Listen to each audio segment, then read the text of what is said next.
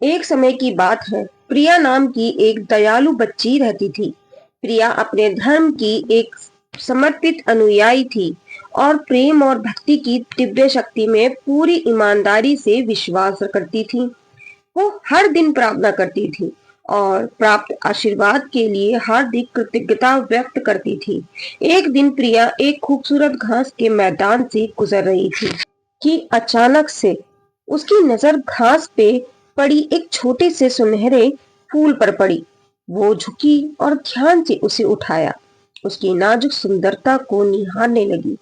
वो जानती थी कि इतनी छोटी सी चीज उसे उस सब दिव्य शक्ति के और करीब ला सकती है जो उसे इतनी प्रिय थी। ये जरूर ईश्वर की ओर से कोई संकेत होगा।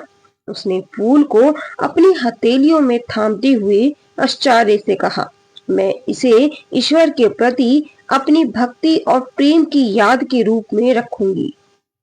ये वादा करते हुए प्रिया ने ध्यान से फूल को अपनी जेब में रखा और अपनी यात्रा फिर से शुरू कर दी। जैसे जैसे प्रिया आगे बढ़ रही थी, उसने देखा कि उसके आसपास हर जगह पहले से कई ज्यादा रोशनी थी, किसी अदृश्य प्रकाश स्रोत से प्रकाशित थी। उसे ऐसा लग रहा था जैसे वो हवा में चल रही हो। हर कदम पर खुशी और संतुष्टि थी जो मन उसके दिल से निकल रही हो। जब प्रिया ने एक देवदूत को देखा तो उसने खुद से पूछा, ये कैसा एहसास है? देवदूत मुस्कुराए और बोले, तुम्हें ईश्वर के करीब होने का एहसास हो रहा है।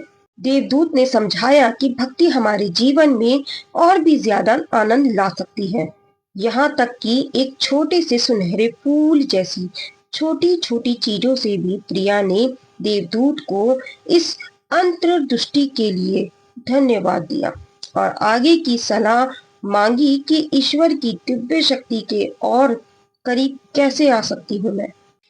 दयालुता के कारण देवदूत ने कोमल स्वर में उत्तर दिया, आप उन लोगों की मदद करके ईश्वर के प्रति अपनी भक्ति प्रदर्शित कर सकते हो जो आपसे कम भाग्यशाली है। देवदूत के शब्दों को अपने मन में गूंजते हुए प्रिया ने अपने हृदय में एक नए उद्देश्य की भावना के साथ अपनी यात्रा जारी रखी। प्रिया हमेशा जरूरतमंदों की मदद के लिए तैयार रहती थी, चाहे वो दयालुता का कार्य कितना भी छोटा और क्यों ना हो। वो किसी भी मुश्किल में फंसे व्यक्ति को सांत्वना या व्यापारिक मदद देने के लिए रुकती थी। हर बार जब तक वो बदले हुए में कुछ अपने की उम्मीद के बिना कुछ देती तो उसे अपने आसपास की दिव्य शक्ति से और भी ज्यादा जुड़ाव महसूस होता। इससे उसके जीवन के हर पल में शांति और प्रेम भर गया।